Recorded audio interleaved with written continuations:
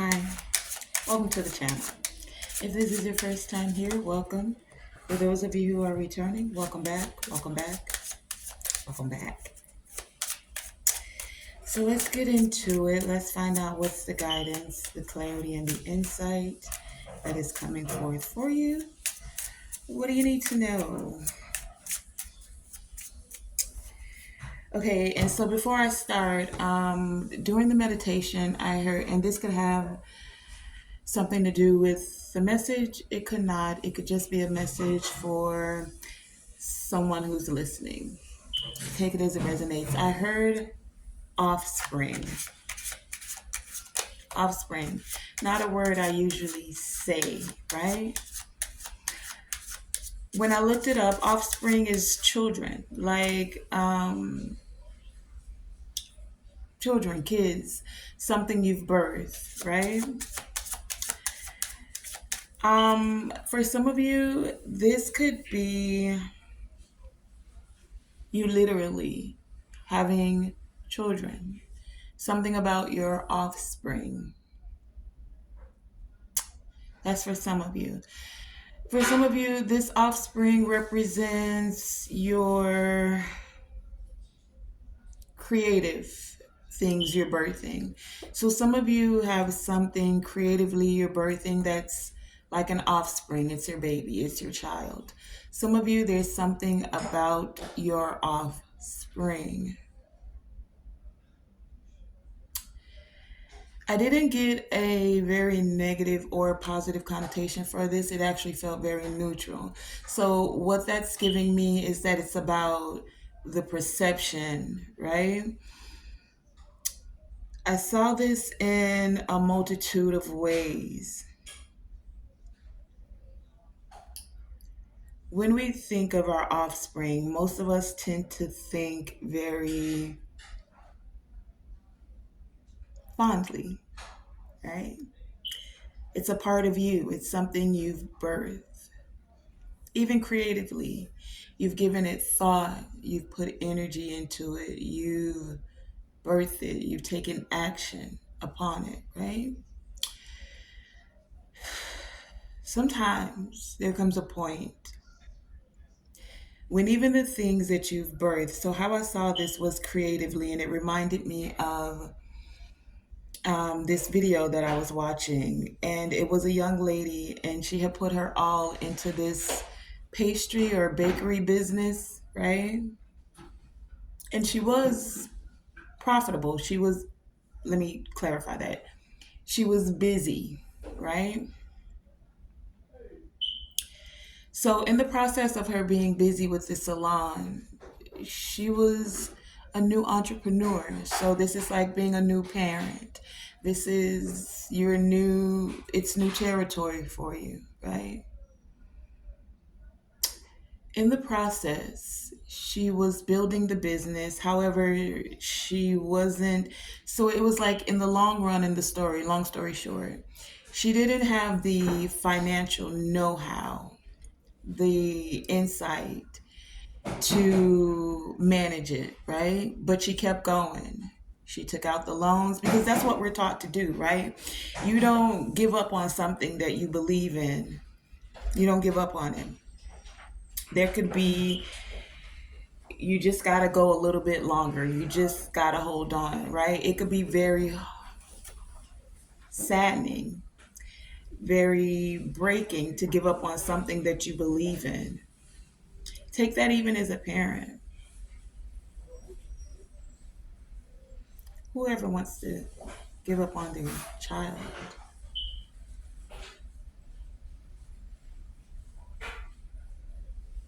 Whoever wants to not think that things could just turn around if you held on just a little bit longer, right? There's something there within that for someone. It's about the discernment to know that sometimes the letting go doesn't mean you're giving up. You're taking what you've learned from that and maybe finding a better way to do it. But you may have to close that business, or you may have to release that offspring to do as they will. It's about growth, right? And it happens in a multitude of ways. This is for someone in the essence that you don't go into despair because you feel like you're giving up or you're having to close something that you felt like you've birthed, whether this is creatively or actually an offspring of yours, a child, right? So that's just a pre-message. Let's find out if it goes with whatever else is coming out here. I do see 10th house here at the bottom of the deck. That 10th house does have to do with career. It has to do with jobs. It has to do with your entrepreneurial abilities. 10th house has to do with destiny, your career, right? It has to do with the things you feel responsible for. 10th house is Capricorn energy. 10th house is ruled by Saturn, and right now, at the time of this video, Saturn is in retrograde for the next couple of months, right? So some of you could be taking a look at something you've birthed, something you feel like is a part of your destiny. You could be looking at your career. You could be looking at the things you feel responsible for, right? Offspring, wouldn't you feel responsible for your business? Responsible for a child, even? That's 10th house energy. That's at the bottom of the deck here. What actually came out is the 8th house. 8th house is the house of transformation. So something is being transformed. Now, transformation is also something that could not comes in a multitude of ways. And it's not always an easy process. Change. We know that change is a constant. Things are always changing. Sometimes we don't always feel like adapting to the change could be difficult, right? So there's something that's being transformed. There is a major change that's happening. This is 8th house is Scorpio. It's the house of transformation. It's the house of death and rebirth. So something that died. Creatively, you could have felt like something has died. Sometimes things end so that they can be rebirthed better, stronger, more enlightened foundation, right? We have 8th house. We also have so we have two houses. First house. First house is the house of self. It's the actions you take. It's Aries energy. It's fire. It's the first sign of the zodiac. So it's that baby. This is giving me offspring, Aries energy. It's the baby of the zodiac, but not in a way where they're immature. No, baby meaning because it's the first. Even when we talk about first things, something about firstborn children as well. There's something coming through about the firstborn, right? Um, when we think first, even though we celebrate the new year in January, it's actually during the spring where things are blooming, things are being birthed. So with this Scorpio energy, that for some of you, a death could have happened. You've let something you birth, something that felt like it was your offspring, go, end, right? In order for it to be rebirth, first house energy here, in a way where you're able to take actions. You're feeling like you're able to take immediate action now. 8 is also in numerology the number of abundance. 1 is that new beginning. So there's something that's abundantly being birthed for some of you. We also have two planets, one planet and one sign. The sign is Gemini. Gemini is the twins. It's the duality.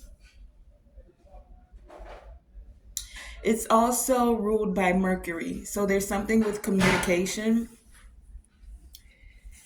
Some of you are finding that the way you communicate can end something or birth something, right? You're finding more information about how to explain, how to communicate, how to get the results that you want. For some of you, through communication. Communication is powerful. Life and death, they say, as it said, is in the power of the tongue, right? What you say, what you speak. If you're always arguing at someone or having so much negativity about your offspring, you get that same energy back. How will they relate to you if you speak down on your project, if you speak down to your children, right? We also have Pluto here. Pluto is also eighth house energy. Pluto rules the eighth house. Pluto is Scorpio energy as well. Pluto is that planet that is,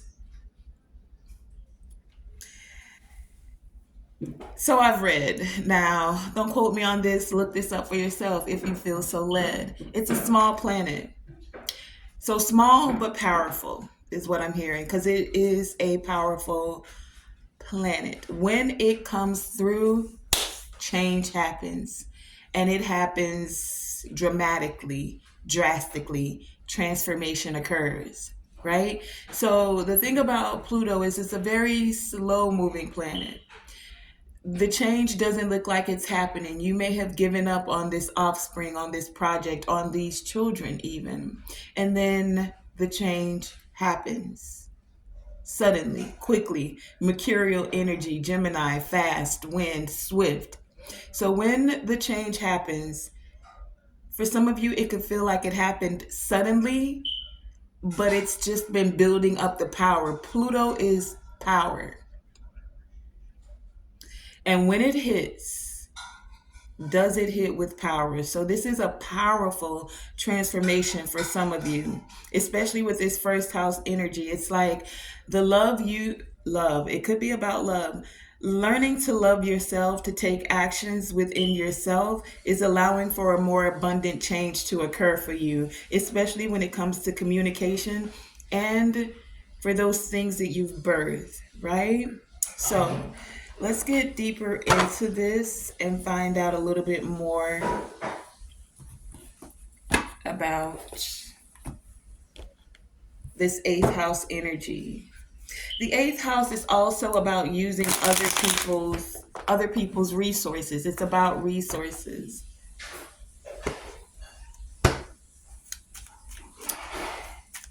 Major change in your resources. Resources could be a multitude of things. It could be about your creative abilities. It could be about financial resources. It could be about the resource of communication.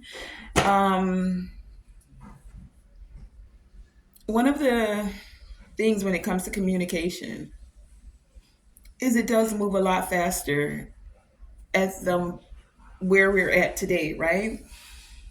At one point in time, to get communication, okay, so there's been a change that has occurred over a span of time.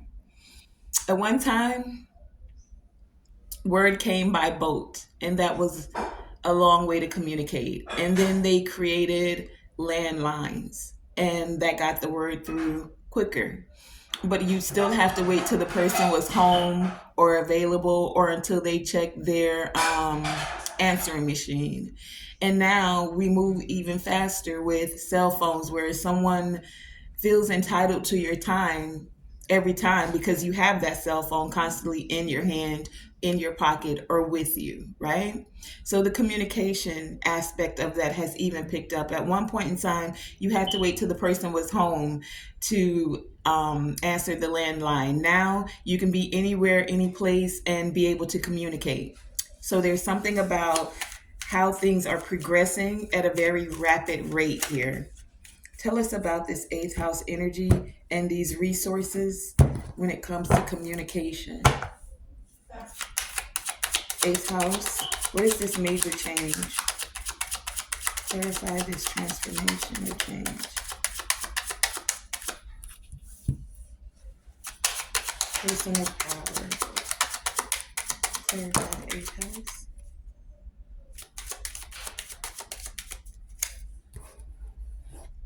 Okay, we have the deck split at the Six of Cups and the Magician. So, eighth house. Things that occurred in the past, many of you are allowing this change to occur. You're finding the tools, the abilities that you have to use the resources that you have. You're getting and you're using power. In the past, you could have felt powerless. There's a change that has occurred within you. And because this change has occurred within you, it's allowing for you to have better connections with others. What actually came out here, though, is in the reverse. When I picked it up, it's in the reverse. The Four of Wands in the reverse and the Queen of Cups in the reverse. So for some of you, there's a change that's happening in an unstable household. This Queen of Cups could represent a mother energy. It could represent someone you love. There's been some instability, unstable energy, actions within a household concerning, for some of you, concerning your resources. Other people in the past wanted to use your resources, your gifts, your skills, your abilities for what they wanted. Even for some of you, if that meant you didn't get anything out of it, as long as they were able to get what they wanted. That's for someone. This is a part of that change that is occurring for many of you. This is past energy. And then right behind that, we have the Death card. Some of them are watching you now have a big change to move forward. You're finding peace, stepping into your personal power, gaining more truth and clarity, tapping into your strength, and feeling more abundant as you do it. You're releasing toxic connections. You had a decision to make. There has been a decision that's made. You made a judgment call towards being happy and not giving so much of yourself to others,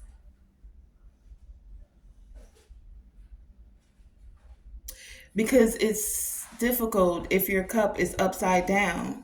That means you poured everything out. So many of you, when it comes to partnerships, and then we have the Lovers after that, and then we have the King of Swords, which is Libra, Gemini, Aquarius energy, and we have Gemini here.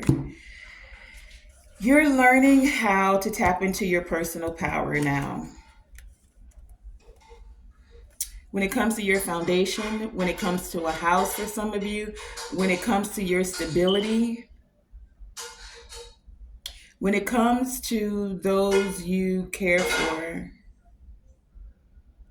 there's a major change that's happening.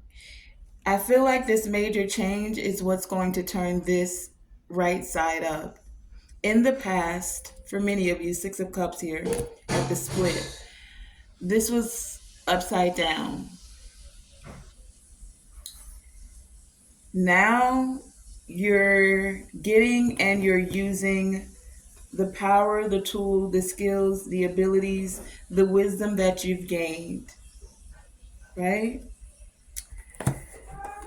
So let's find out What is it about this first house energy as well? First house transformation, where you felt unstable or unloved, unworthy, there's now a powerful transformation that's happening. Tell us about this first house energy. Many of you are now very aware, very assured in who you are. First house. Clarify the first house energy. Thank you.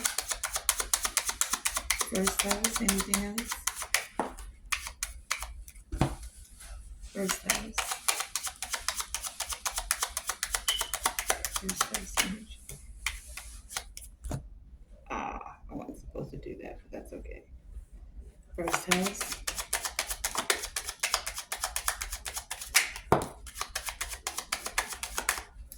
Okay, we have the deck split at the Four of Swords and the Empress.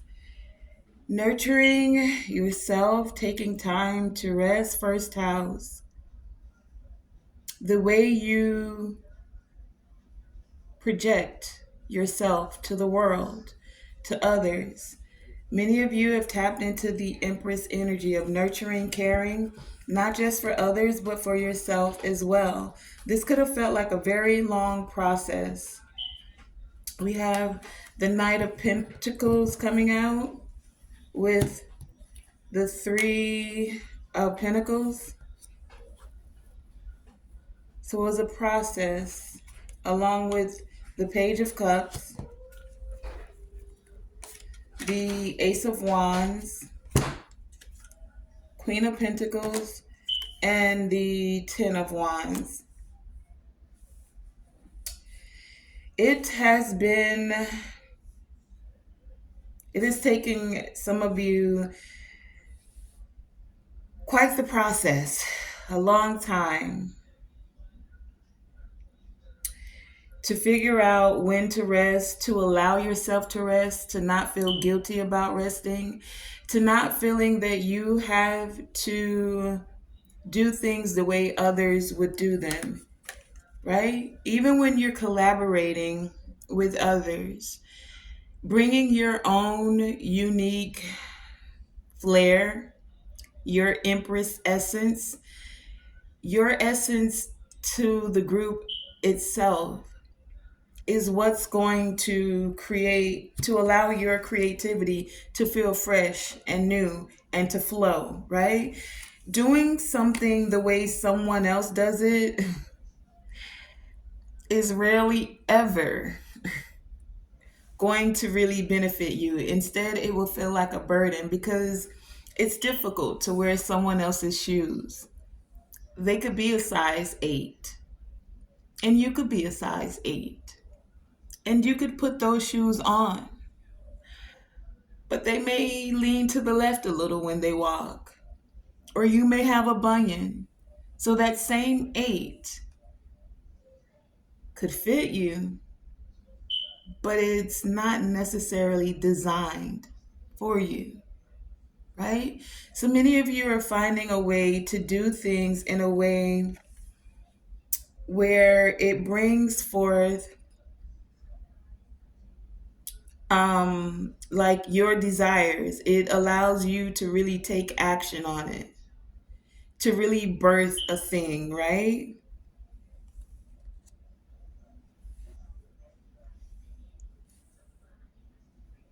To really be able to enjoy and have love, to feel like a kid when you're doing it, right? For some of you, this has to do again with the offspring, with the page here, something you've birthed. Instead of it feeling like a burden, you're finding a way to work through being able to nurture it without it feeling like a burden, and still being able to find peace about it, knowing when to rest that works for you. Because something that affects your nervous system may not affect the next person's. So they may not understand how you're doing it, but are you doing it? Are you getting the job done? That's where discernment comes in, right? Someone else may tell you, like the lady with the business, it hurt her to actually have to close that business. Did it mean she couldn't start again, though? And when you're starting again, you actually did it. So it's not like you can't do it. You're just finding where there needed to be some strengthening within the process. When you're a one man show, sometimes it's difficult, right? Because that means you got to wear all the hats. If the cap fits, you got to wear it. And sometimes, even when the cap didn't fit, as an entrepreneur, you got to wear it because you're doing the books, you're creating the website, you're sending out the products, you're making the products, you're dealing with the customers, you're taking the money, you're every hat, right? So maybe a part of that was learning how to get a team together. Three of Pentacles here. Whom you can collaborate with, how to delegate tasks. If you're ever growing a business in the beginning, you can handle all of the hats.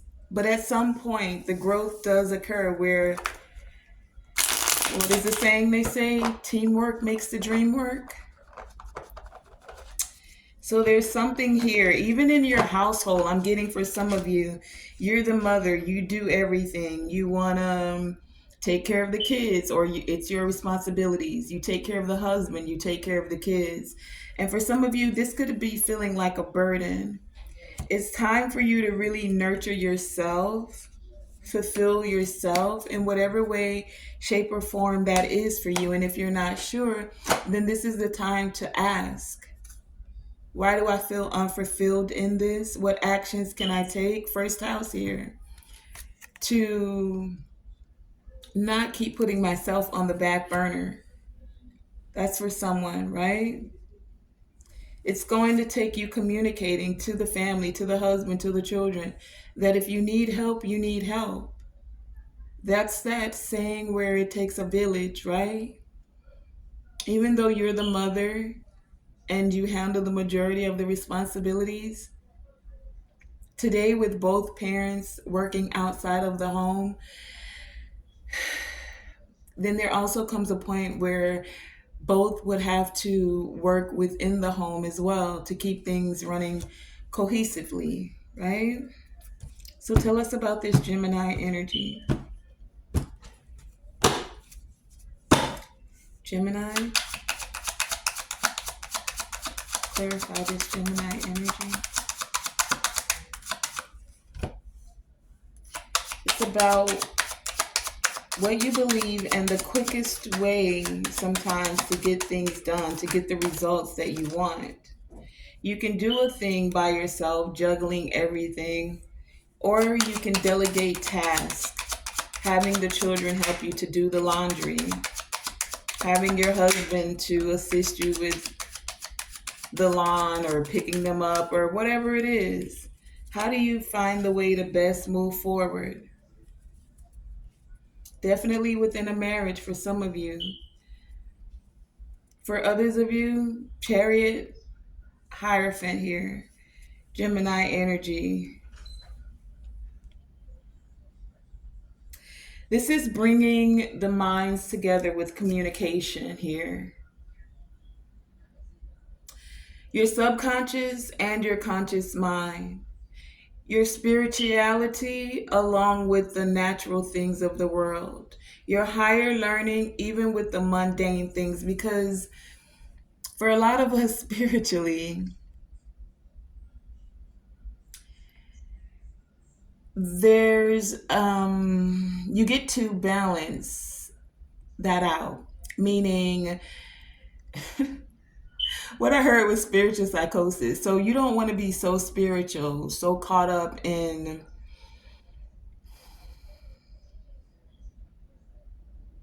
you have a presence here on earth for a reason, right? So the wisdom that you gain from higher wisdom, spirituality, religion, whatever it is, how do you balance that into the experience that you're having here, your earthly experience? It takes the things that are happening into the spiritual, but how do you ground that into reality in a way that you can communicate it effortlessly, is what I'm getting here. This is Gemini energy. What actually came out is the Seven of Pentacles, so investing the time. We have the Seven of Pentacles and the Hermit here with Gemini energy. Looking at the information you've gained spiritually and how you can move forward communicating it. Communicating to those in your family, for some of you, explaining to them what it is that you need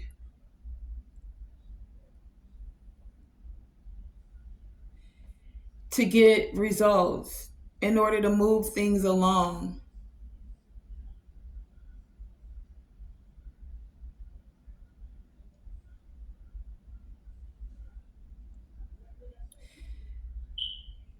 Some of you, it feels like it's been a long time. So it's like when you plant the seed, you can't force it to ripen right away. You can't force the growth. Some of you feel like you've been investing in a marriage. You've been investing in your spiritual growth, even for quite some time. For some of you, you're now ready to move forward because you feel like you're evolving, right? You've had this transformation. For others of you, you're becoming a spiritual leader. Everything you invested, everything you've gone through, it literally elevated you. You had this time of being isolated so that you could gain more clarity about, so it's like the clarity you've gained, it's going to help others.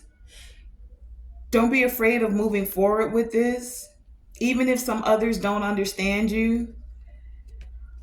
Even for those that left you out in the cold, it's like there's going to be quick communication. This communication could shake you up, or the things that you're going to be communicating could shake things up for others. Let's find out what Pluto's message is here, this planet of transformation. Tell us about Pluto. For some of you, Pluto's resurrecting something, or something's being resurrected. For others of you, Pluto is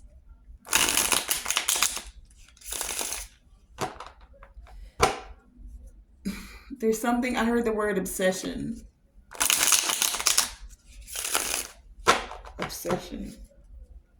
Obsession with what? For some of you, there's been a power struggle. That's what's transforming for some of you. Someone has been very obsessed with power, gaining power, having power, power over you, power over your creative offspring, the things you've created.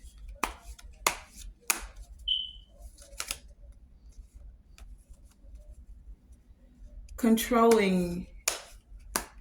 Someone wanted to control you, what you do, and you're doing it on your own. You're doing it your own way. Tell us about this